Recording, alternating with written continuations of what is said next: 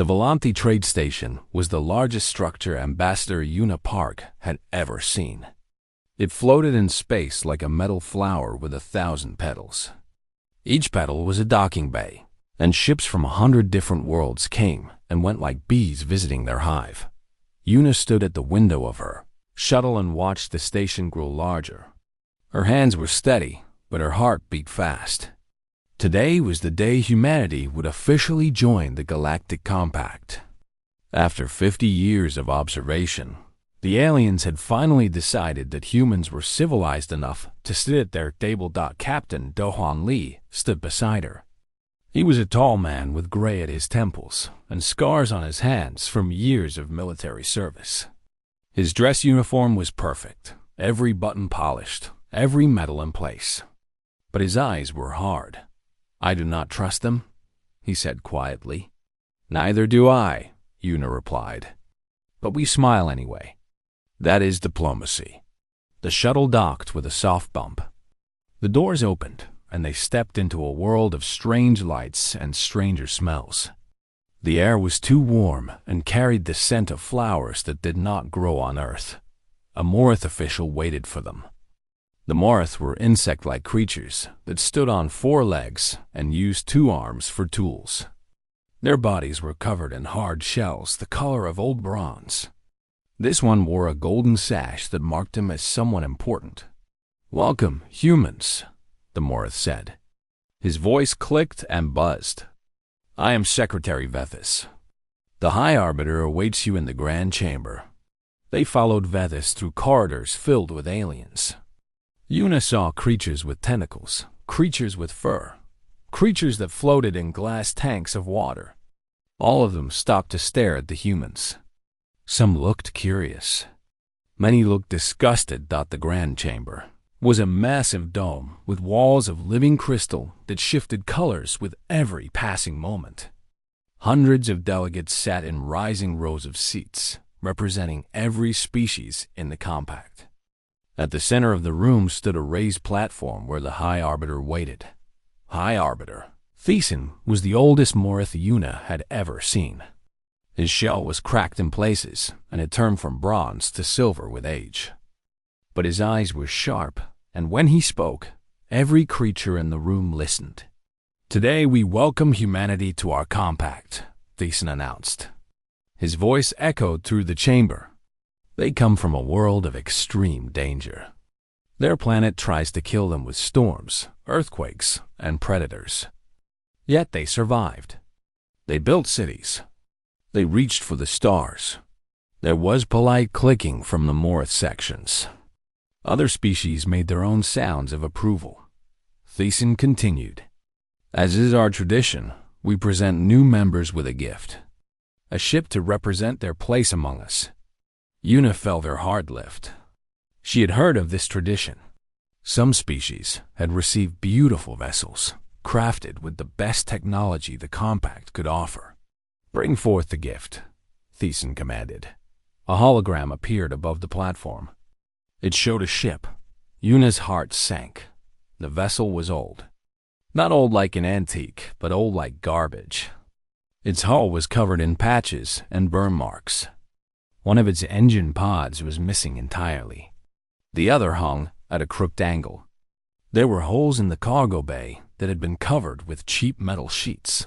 Laughter spread through the chamber. It started with the Morith and spread to other species. Clicking, buzzing, hissing sounds of amusement filled the air. "We call it the Castaway," Thiessen said. There was a cruel smile in his voice. "It seems fitting for creatures from a death world. Perhaps you can use it to carry cargo. If you can make it fly at all." Yuna felt Do-hwan stiffen beside her. His hands had curled into fists. She reached out and touched his arm gently. She stepped forward and bowed to the High Arbiter. Her face showed nothing but gratitude. "The Galactic Compact honors us with this gift," she said clearly. "We accept it with humble hearts. Humanity will treasure this vessel." The laughter died down. The aliens seemed confused. They had expected anger, perhaps even violence. The humans from the Death World were supposed to be wild and emotional. Instead, Yuna smiled. Thisan's eyes narrowed. "You are pleased with our gift?" "We are grateful for the opportunity to prove ourselves," Yuna replied. "Humanity has always been good at working with what we are given." The ceremony ended soon after. The aliens lost interest when the humans refused to react. Yuna and Dowan were escorted to a shuttle that would take them to their new ship.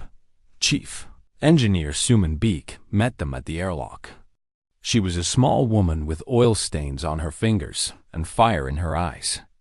She had already been aboard the Castaway for 3 hours, studying every system. "Well?" Dowan asked as soon as they were alone. "How bad is it?" Suman's face broke into a wide grin. "Captain, it is worse than bad. The weapons are gone. The shields are gone. The navigation computer runs on software that is 200 years out of date." "Then why are you smiling?" Yuna asked. Suman held up her datapad. It showed a scan of the ship's hull. "The frame is made of verantium alloy. Do you know how rare that material is? The Compact stopped using it centuries ago because it is too difficult to work with. The melting point is over 4,000 degrees. Their machines cannot handle it." Dawan's eyes widened. "But our blast furnaces can." "Exactly." Suman was almost dancing with excitement.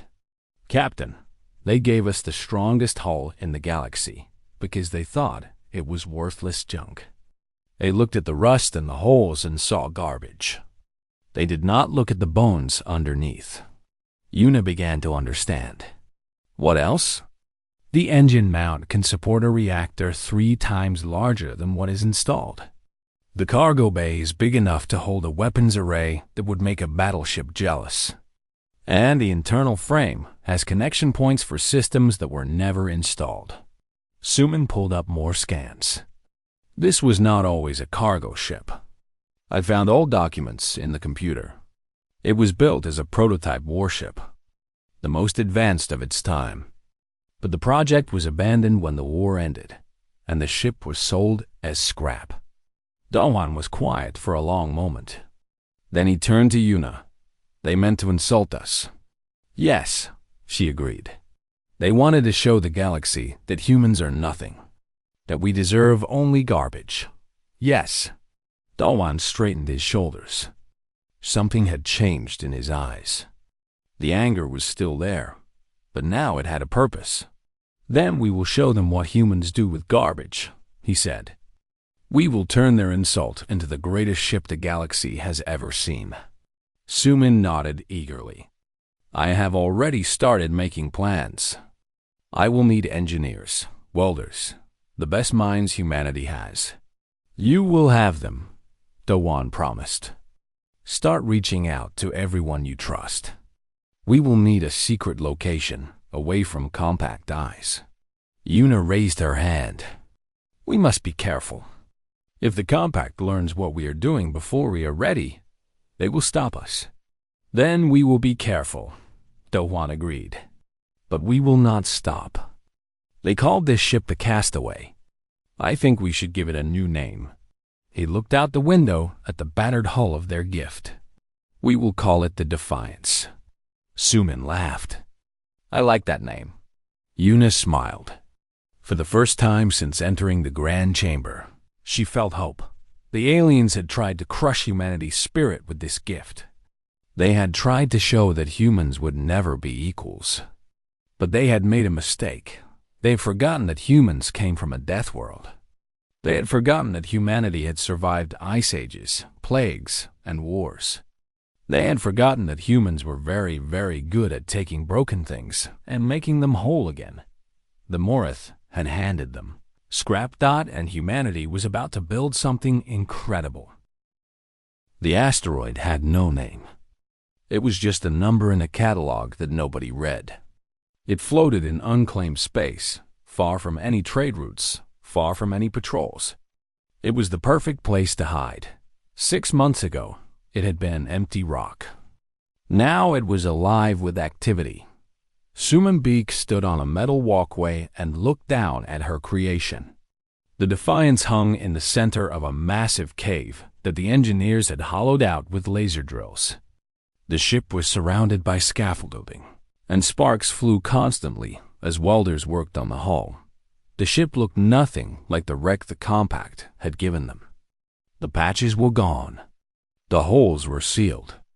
New armor plates covered every surface, each one carefully shaped from the precious Varantium alloy.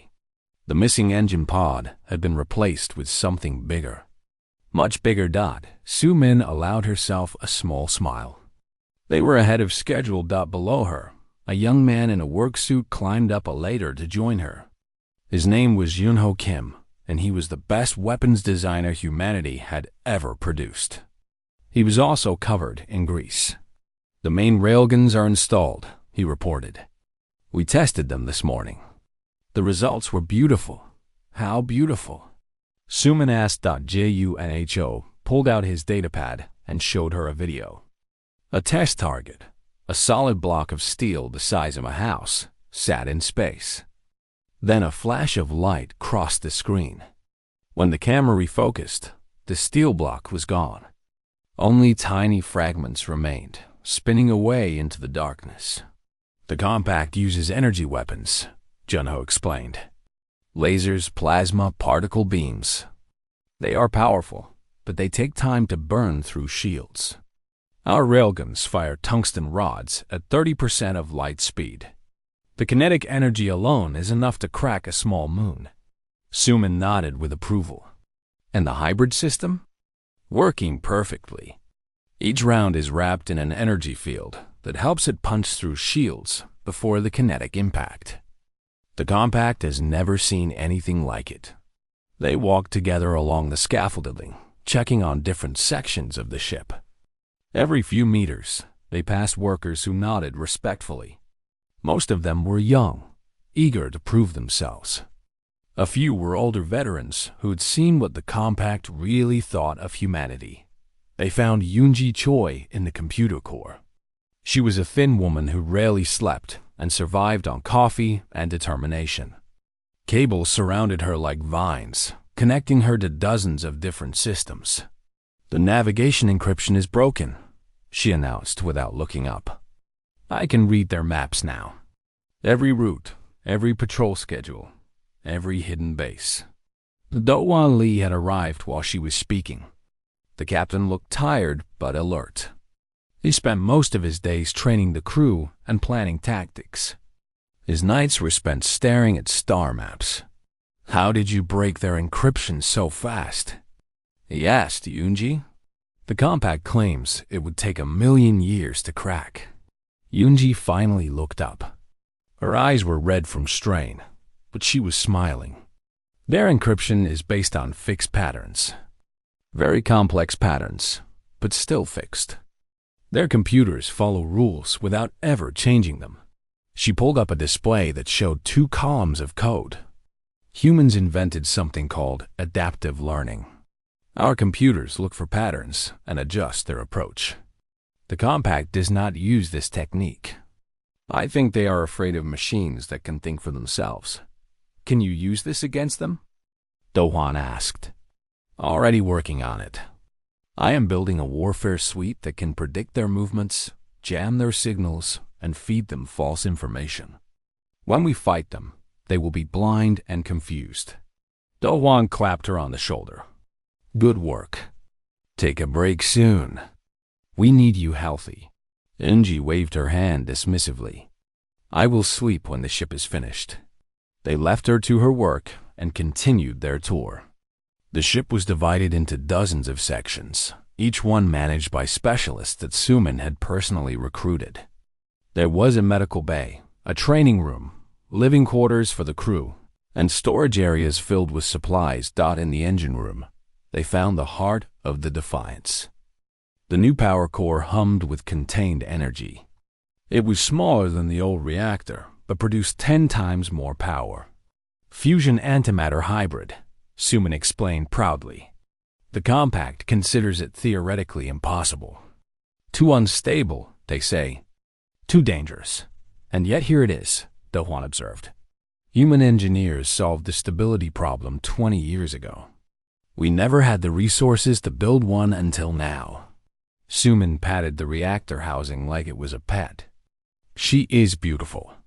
And hungry. This ship will be faster than anything the Compact has ever built. They returned to the main deck where Ambassador Yuna Park was waiting.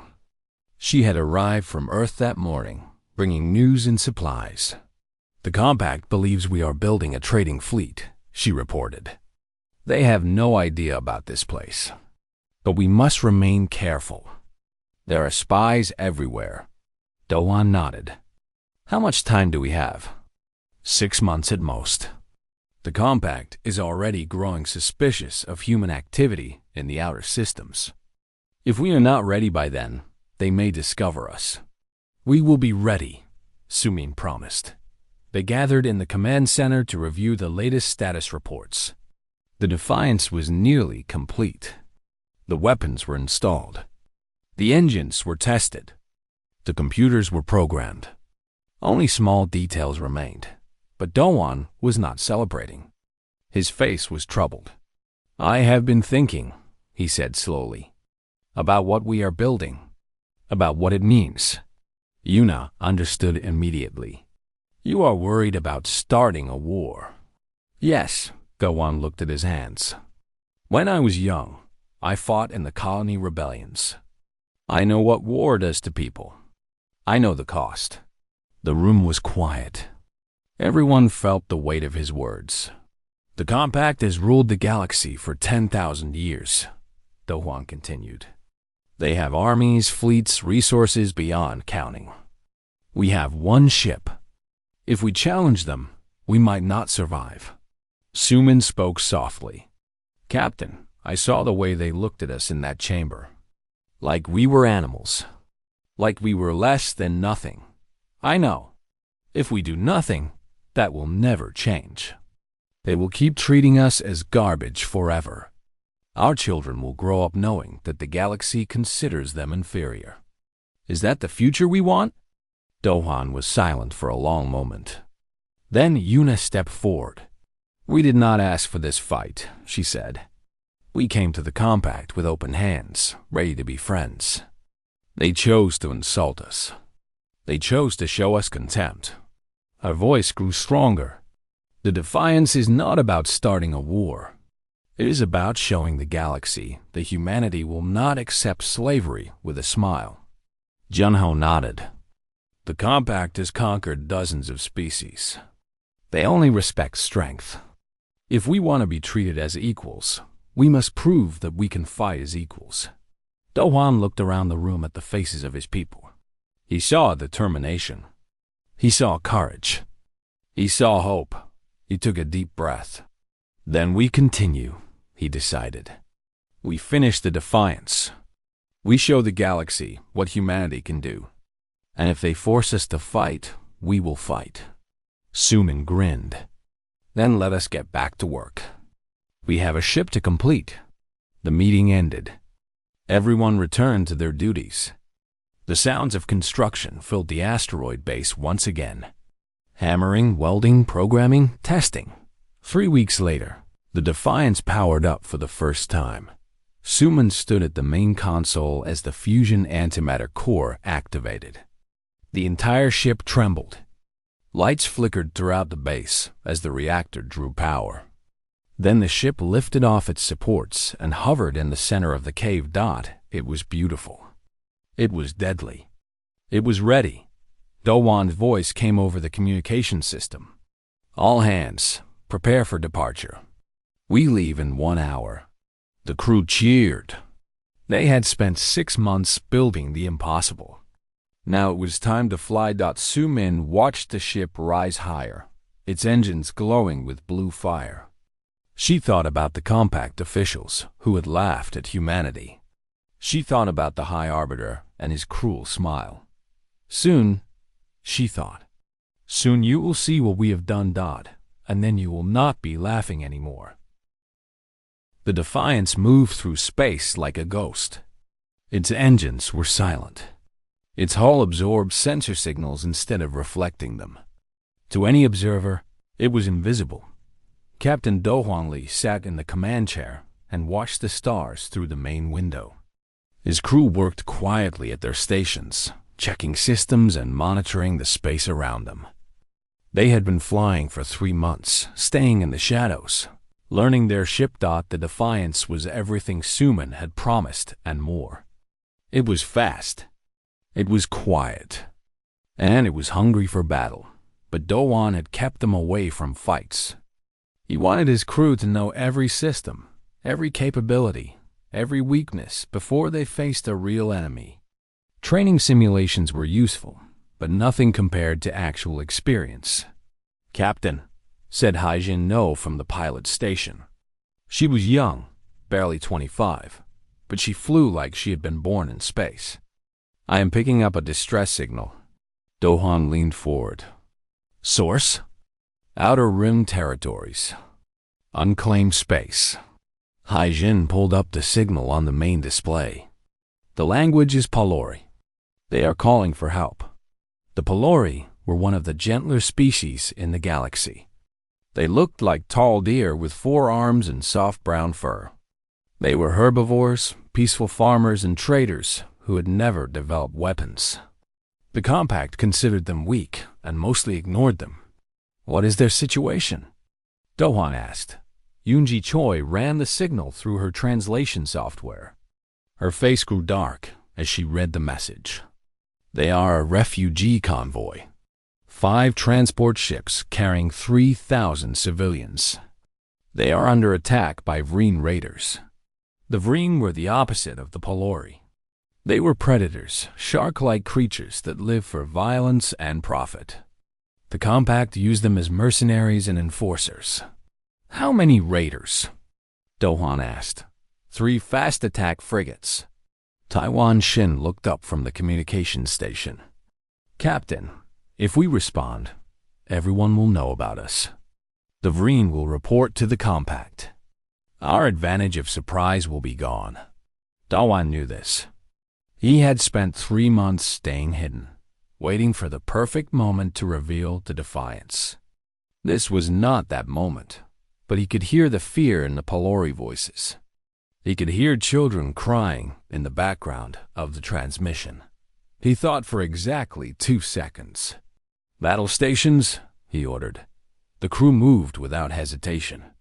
They had trained for this moment every day. Lights dimmed to combat mode. Weapons powered up. Shields activated. Ajin's fingers danced across her controls. "Setting intercept course. We will arrive in 4 minutes. Jimho, prepare the railguns," Do-Hwan commanded. "Yoonji, I want their sensors blind. Taiwan, record everything. If we survive this, I want proof."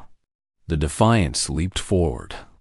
The stars blurred as the ship accelerated to speeds that no compact vessel could match. They found the battle in progress. The 5 Palori transports huddled together like frightened animals. The Vreen frigates circled them, firing shots that disabled engines and tore holes in hulls. The raiders were not trying to destroy the ships. They were trying to capture them. The Palori would be sold as slaves. The largest Vreen frigate was already attaching itself to one of the transports. Boarding clamps locked onto the hull. Armed Vreen soldiers would be pouring into the ship, terrorizing the civilians inside. "Targeting solutions locked," Junho reported. His voice was calm and cold. "Fire," Do-Hwan said. The Defiance spoke with thunder. 3 railgun rounds crossed the distance in less than a second. They hit the largest frigate and passed straight through it. The Vreen ship did not explode.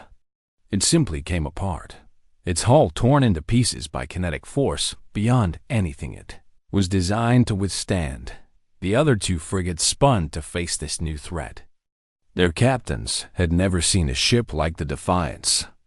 They did not know what hit their companion. "Second target locked," Junho said. "Fire." Another flash. Another frigate torn apart. The last Vreen ship tried to run. Its captain screamed orders as the vessel turned and accelerated toward open space. "Unji," Dohan said. "Already done." Unji smiled grimly. "Their navigation is corrupted. They think they are flying towards safety. They are actually flying toward us."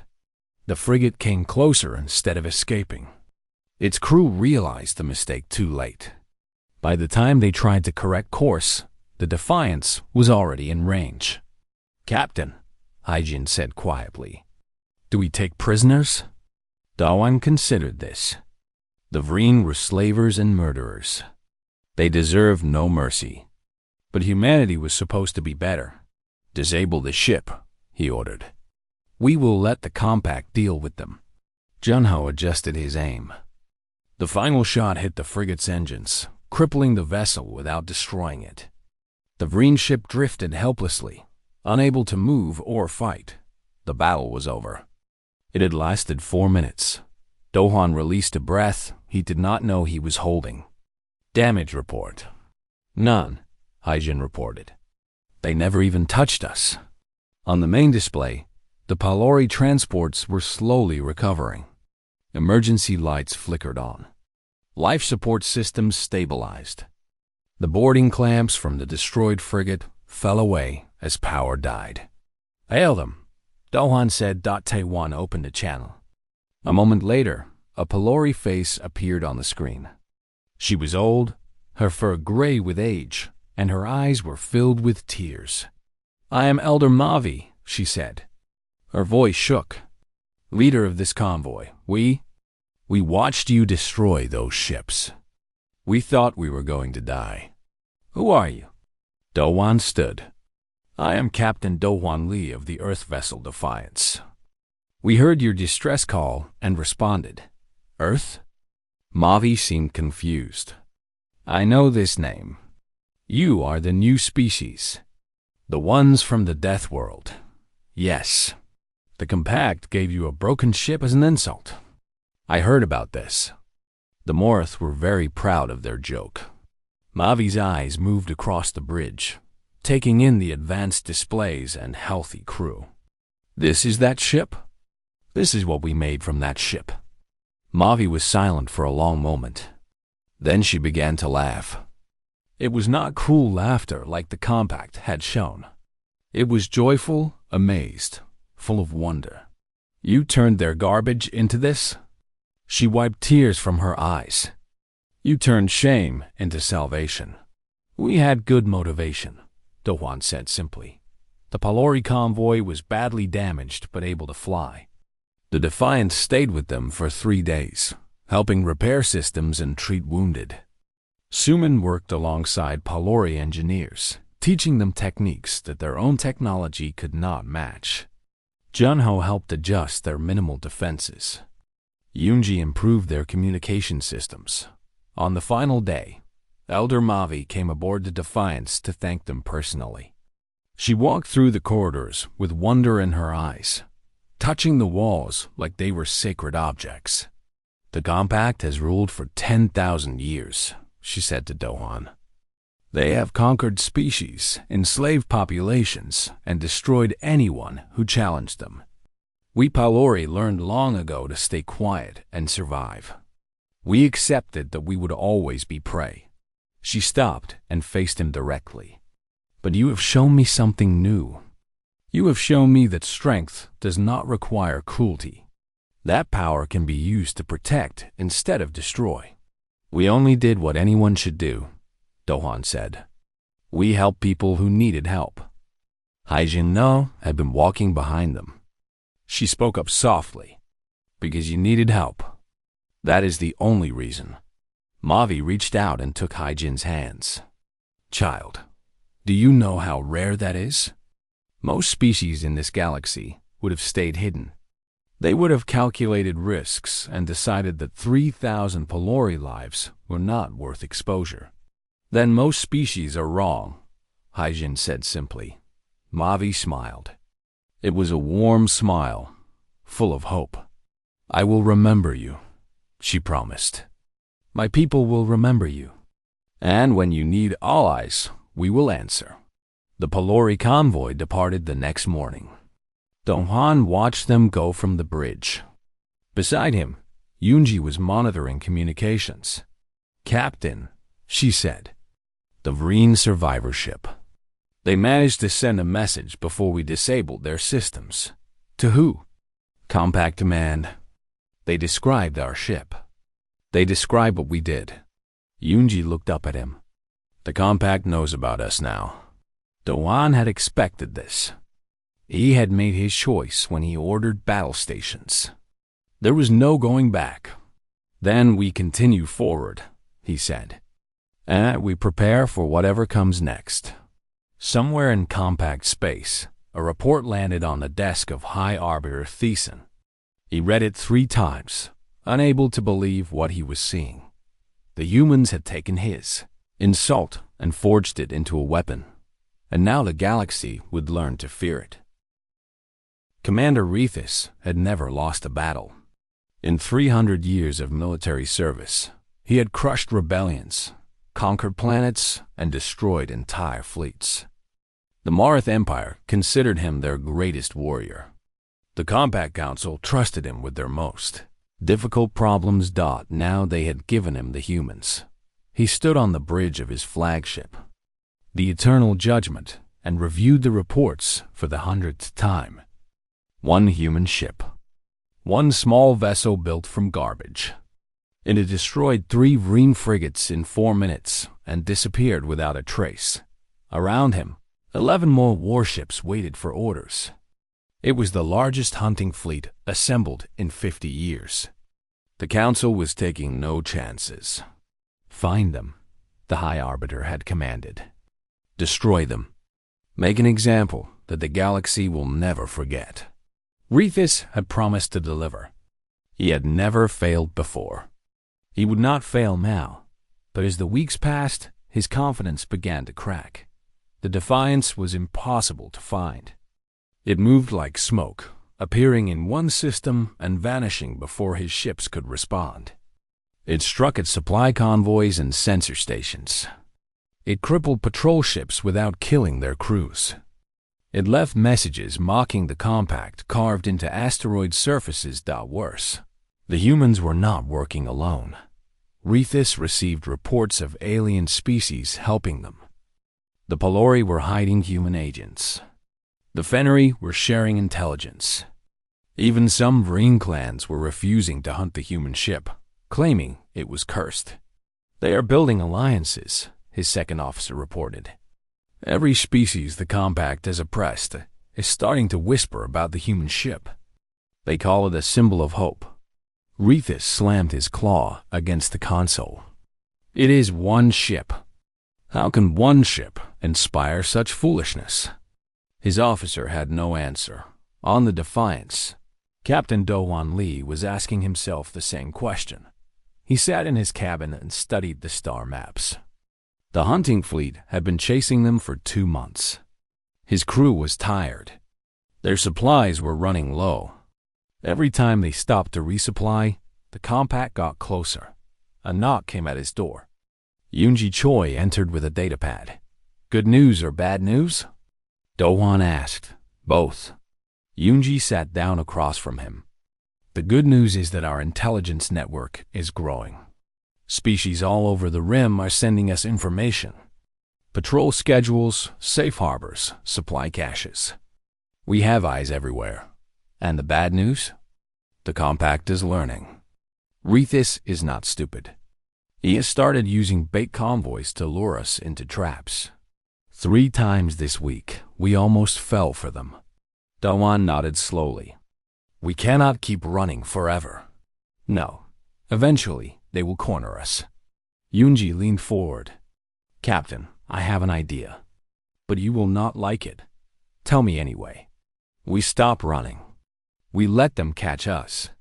Do-hwan raised an eyebrow. "That sounds like suicide. Not if we choose the battlefield." Yoonji pulled up a map on her datapad. It showed a dense asteroid field in the outer rim. The Kovan Belt. Thousands of rocks, some as large as moons. Sensors are nearly useless inside. Ships have to move slowly to avoid collisions. You want to fight them in there? I want to make them fight on our terms. Yunji's eyes gleamed. Their ships are larger than ours. In open space, they would overwhelm us with numbers. But in the belt, size becomes a weakness. They will have to enter in small groups. We can pick them apart. Dowan studied the map. It was risky. One mistake, and they would be trapped. But Yunji was right. They could not run forever. How do we lure them in? Yunji smiled. Leave that to me. 3 days later, Commander Rethus received a transmission. It was broadcast on all frequencies, impossible to ignore. A human face appeared on his screen. Captain Dowan Lee looked calm, almost bored. Commander Rethus, the human said, I grow tired of this chase. You grow tired too, I think. So let us end it. Rethus leaned forward. You wish to surrender? No, I wish to fight. Meet me in the Corvin Belt in 2 days. Bring your entire fleet. We will settle this properly. The transmission ended. Rethus stared at the blank screen in disbelief. It must be a trap, his second officer said. Of course it is a trap. Rethus clicked his mandibles in annoyance. But what choice do we have? If we refuse, word will spread that the Compact is afraid of one human ship. The Council will not tolerate such shame. He gave the orders. The hunting fleet turned toward the Corvin Belt. 2 days later, 12 compact warships entered the asteroid field. The rocks surrounded them like a maze, blocking sensors and forcing them to slow down. Rethus ordered his ships to spread out, covering more area. It was exactly what Dowan wanted. They are separating, Yunji reported from her station. 3 groups of 4 ships each.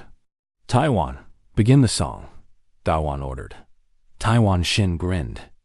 He activated the communication system and broadcast a signal on every compact frequency. Drums. Deep, rhythmic drums. The sound echoed through the asteroid field. Impossible, Kate. Impossible to escape. The compact crews had never heard such sounds. Their species had no concept of percussion music. The steady beat was strange and frightening. Rumors spread through the fleet. The humans were performing some kind of death ritual. The humans were summoning spirits of war. Fear spread faster than orders could counter it. First group located, Junho reported. 4 ships moving in formation. Unji, blind them. The Defiance's electronic warfare suite activated. The 4 compact ships suddenly lost all sensor contact. Their screens filled with static. Their communications dissolved into noise. They were flying blind in an asteroid field. Move in, Dowan commanded. Haijin guided the Defiance through the rocks like a dancer. The ship twisted and turned, using the asteroids as cover. The compact ships never saw them coming. 3 railgun shots. 3 ships crippled. The 4th tried to flee and crashed into an asteroid. Its crew survived, but the vessel was finished. First group eliminated, Junho said. Moving to second group. Rethus heard the reports with growing horror. His ships were being destroyed one by one, and he could not even see the enemy. The drums continued their endless rhythm. His crews were panicking. All ships, converge on my position. He ordered. Form a defensive sphere. It was the right tactic. By grouping together, they could protect each other. But it also meant they stopped moving. The Defiance watched from behind a massive asteroid. Dowan considered his options. Suman, he said over the internal communicator. Is the EMP ready? Ready and charged. Suman's voice came back. But Captain, you know what this will do. The entire ship will go dark for 30 seconds. We will be defenseless. I know. But so will they. It was a gamble. Everything came down to this moment. All hands, prepare for electromagnetic pulse, Dowan announced. This is going to hurt. The Defiance emerged from behind the asteroid. The compact ship spotted them immediately. Weapons locked on. Orders were shouted. But before they could fire, Sumin activated the EMP. The Defiance's hull lit up like a star. Energy surged outward in a wave, invisible but devastating. It washed over the compact fleet like a tidal wave. Every system died. Shields collapsed. Weapons went offline. Engines failed. 8 compact warships drifted helplessly, their crews screaming in the darkness. The Defiance was dark, too. But Suman had prepared for this. Emergency power kicked in after 20 seconds, not 30. The main systems came back online. The compact ships needed 3 minutes to recover. They did not get 3 minutes. JUNHO fired with mechanical precision. Disabled engine. Disabled weapon. Disabled shield generator. He did not destroy the ships. He did not kill the crews. He simply removed their ability to fight. When the EMP effects finally faded, 7 compact warships hung dead in space. Only the Eternal Judgment retained partial power. Rethus stared at the destruction around him. His fleet was gone. His reputation was shattered. The humans had defeated him with tricks and drums and technology that should not exist. A transmission came through. Dowan Lee's face appeared on his screen. "Commander," the human said, "I suggest you retreat. Take your surviving ships and tell the Council what happened here. Tell them that humanity asks for peace. But if they send more fleets, we will destroy those too." Rethus wanted to refuse. He wanted to fight to the death rather than accept this shame. But he looked at his broken fleet and knew that pride was not worth the lives of his remaining crew. "This is not over," he growled. "No," Dowan agreed. "It is only beginning." The Eternal Judgment limped away from the Corvin belt.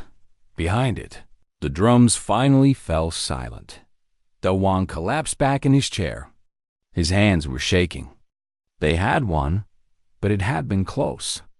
Too close. "Captain," Yunji said softly, "Rethus is requesting reinforcements.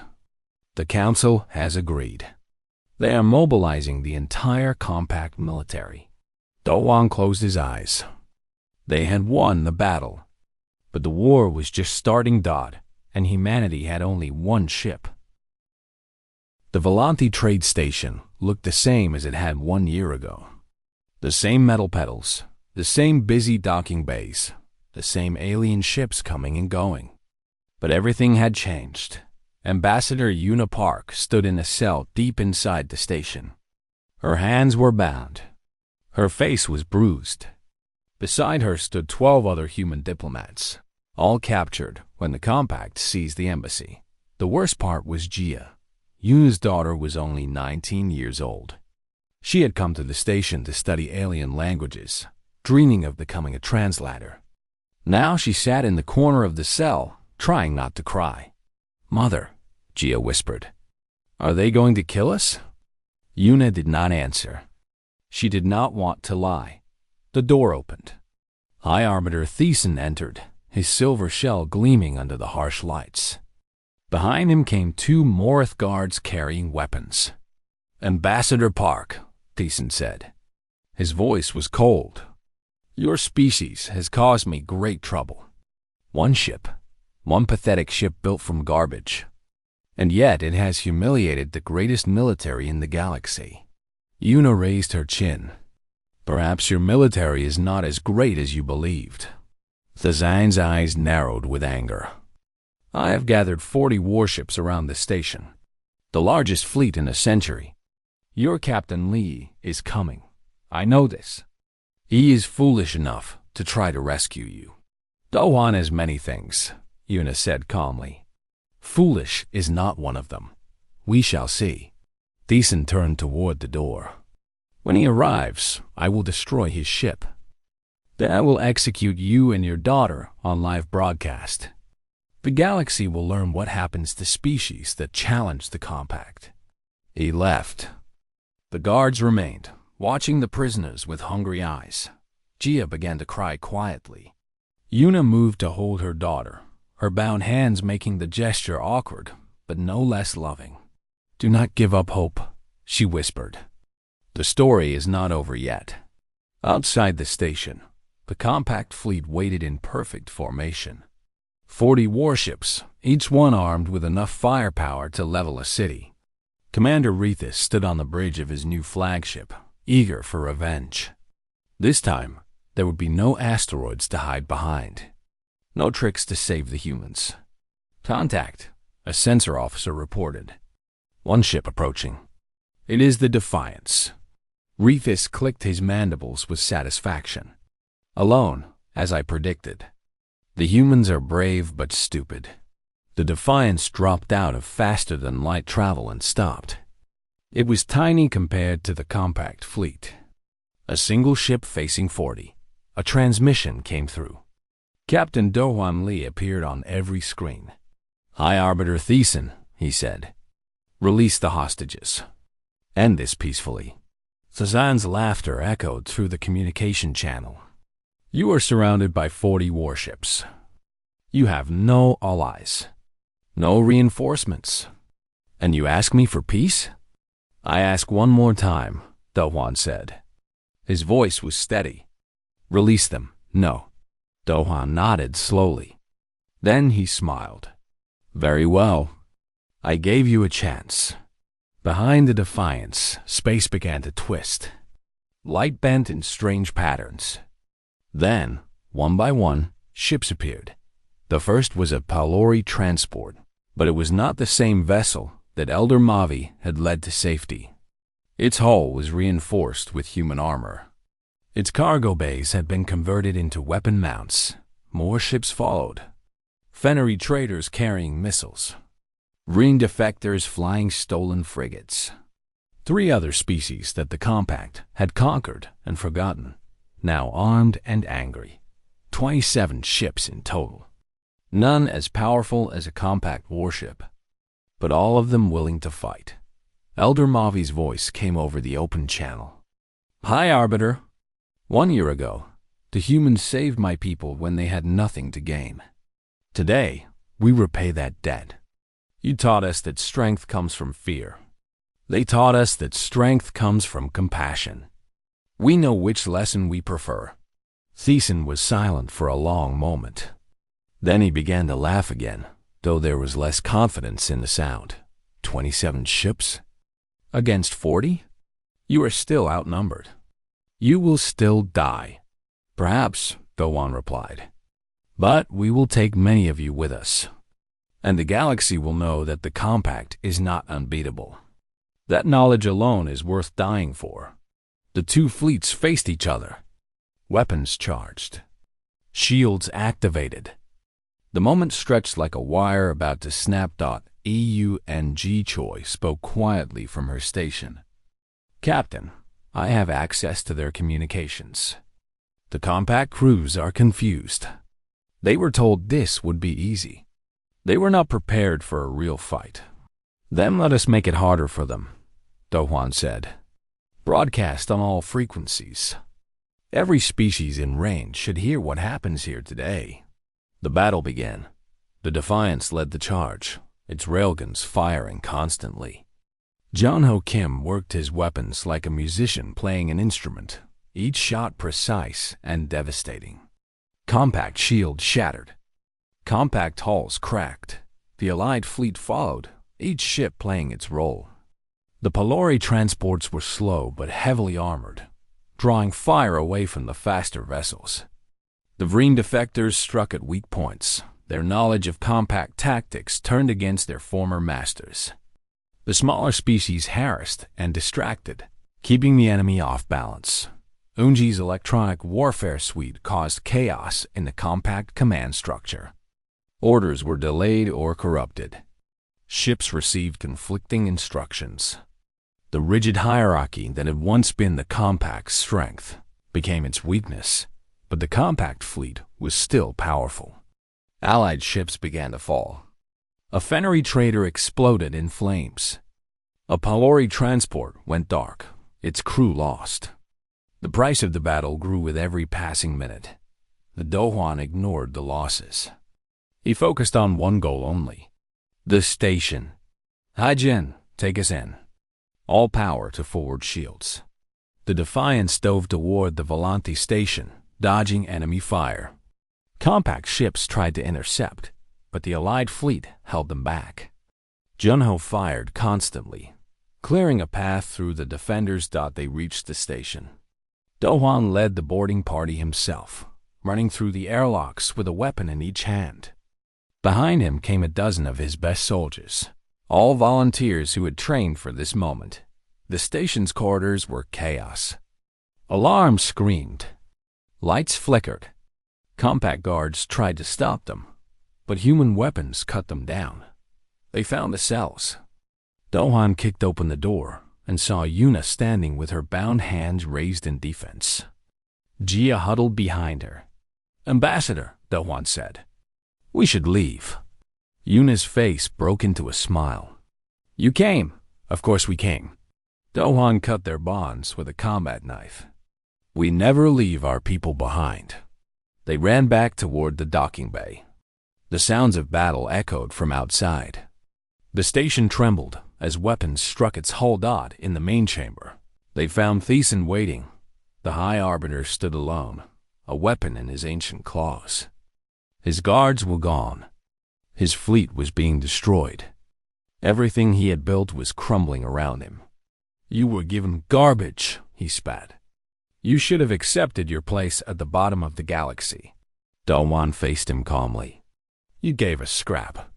We built a revolution. Impossible. Humans are primitives, animals from a death world. You cannot defeat us, and yet here we are." Dohwan gestured to the window, where the battle raged outside. Allied ships were winning. Compact vessels burned and drifted. "Your fleet is broken. Your power is ending.